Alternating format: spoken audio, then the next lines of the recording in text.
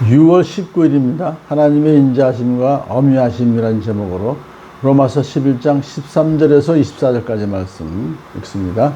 이제 나는 이방 사람인 여러분에게 말합니다. 내가 이방 사람에게 보내심을 받은 사도인만큼 나는 내 직분을 영광스럽게 생각합니다. 나는 아무쪼록 내 동족에게 질투심을 일으켜서 그 가운데서 몇 사람만이라도 구원하고 싶습니다. 하나님께서 그들을 버리심이 세상과의 화해를 이루는 것이라면 그들을 받아들이시면 죽은 사람들 가운데서 살아나는 삶을 주심이 아니고 무엇이겠습니까? 만물로 바치는 빵 반죽덩이가 거룩하면 남은 온덩이도 그러하고 뿌리가 거룩하면 가지도 그러합니다. 그런데 참 올리브 나무 가지들 가운데서 얼마를 잘라내시고서 그 자리에다 돌 올리브 나무인 그대를 접붙여 주셨기 때문에 그대가 참 올리브 나무의 뿌리에서 올라오는 양분을 함께 받게 된 것이면 그대는 본래의 가지들을 향하여 우쭐대지 말아야 합니다. 비록 그대가 우쭐댈지라도 그대가 뿌리를 지탱하는 것이 아니라 뿌리가 그대를 지탱하는 것을 명심해야 합니다. 그러므로 본래의 가지가 잘려나간 것은 그 자리에 내가 접붙임을 받게 하시려는 것이었다 하고 그대는 말해야 할 것입니다. 옳습니다.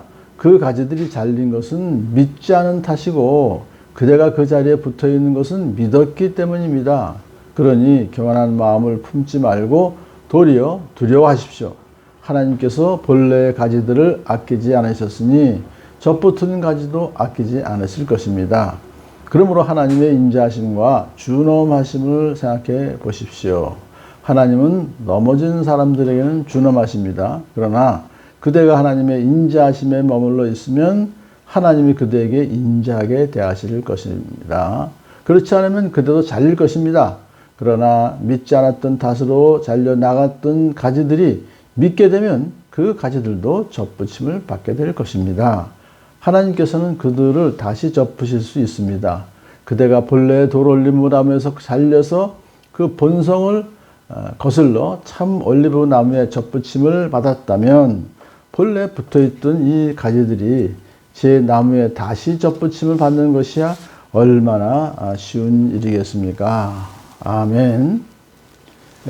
이방인 신자들이 로마 교회에 많죠. 그래서 이방인 신자들에게 지금 이제 따로 별도로 지금 바울이 얘기를 합니다. 자기가 이방인의 사도가 된 것은 오히려 동족 유대 사람들을 구원하고 싶어서라는 취지로 얘기를 한 거예요. 나는 아무쪼록 내 동족에게 질투심을 일으켜서 그 가운데서 몇 사람만이라도 구원하고 싶습니다. 그러니까 이제 이방인들이 막 예수님을 믿고 그런 후에 하나님께서 풍성한 복을 주셨다는 그 사실을 유대인들이 알게 되면 질투심에라도 예수님을 믿게 되길 희망한다. 그런 뜻이죠. 자, 그러고서 이제 접붙인 나무 비유, 올리브 나무, 감람나무 비유를 이제 들어서 이방 사람과 유대인들의 이제 구원을 다 믿음으로 구원받을 수 있다. 이런 이제 그 취지로 얘기를 합니다. 자, 이스라엘은 참 올리브 나무의 처음 가지이고 이방 사람들은 그 가지가 꺾인 자리에 접붙임을 받은 돌 올리브 나무의 가지입니다.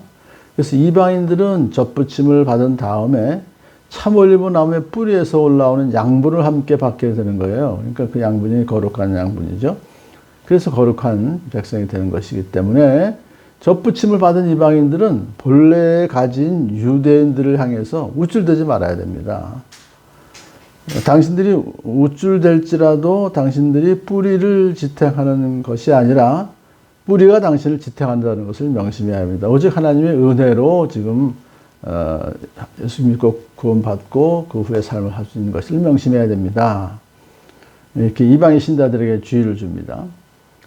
접붙임을 받은 가지, 즉 이방인 신자들은 자기가 구원받은 것이 전적인 하나님의 은혜로 된 것이고 또 자기의 생명을 영적인 생명을 지금 지탱하는 것도 그 나무의 뿌리라는 것을 알아야 합니다. 하나님이라는 것을 알아야 됩니다.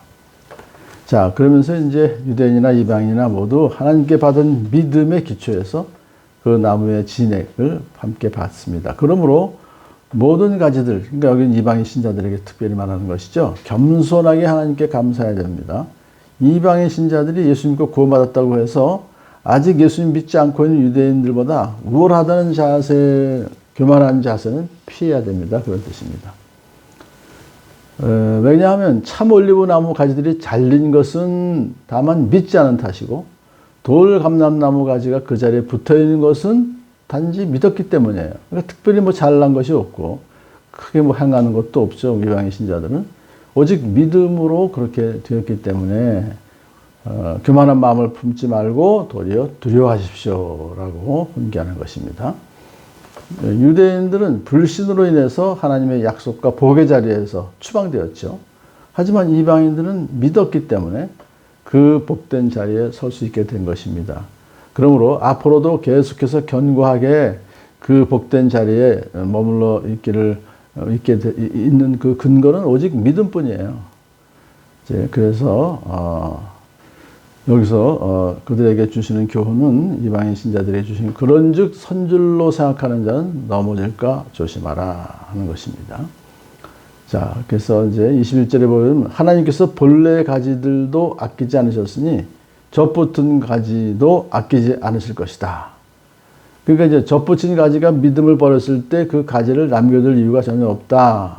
왜냐하면 하나님은 인자하신 동시에 또 어미로우신 분이기 때문이다. 그렇게 이제 설명을 하는데요. 그 말을 또 이 말을 오해하면 안 돼요. 이 말이 예수 믿는 자들이 구원을 잃어버릴 것이라는 그런 경고가 아니라 다만 유대인들의 실패를 보면서 교만에 빠지지 않도록 경고하는 것입니다. 로마서 8장 38절 39절 이미 얘기했죠. 유대인이든 이방이든 모든 믿는 자들은 결코 하나님의 사랑에서 끊어짐을 당하지 않을 것이다. 그렇기 때문에요. 그러니까 그러면 하나님의 인자하심과 준하심을 생각해 보십시오라고 하는 것은 뭐냐면 우리 믿는 성도들은 오직 하나님의 인자하심을 항상 생각하는 것만이 아니라 준엄하심도 생각해야 된다. 우리가 구원받았다고 우쭐대면 하나님은 우리를 준엄한 얼굴로 징계하실 것이다. 징계하신 하나님을 항상 잊지 말아야 된다. 그러면서 우리는 항상 하나님의 인자하심에 머물러 있도록 우리는 해야 된다. 그런 뜻입니다. 자, 이제 마지막이 이게 바울의 본심이 나오는 겁니다. 복음을 전혀 듣지 못했던 이방인들이 구원을 얻는다면 믿지 않았기 때문에 잘려나갔던 유대인들이 다시 구원을 얻는 일은 더 쉬운 일이 될 것입니다. 본래 붙어있던 가지들이 제 나무에 다시 접붙임을 받는 것이야 얼마나 더 쉬운 일이겠습니까?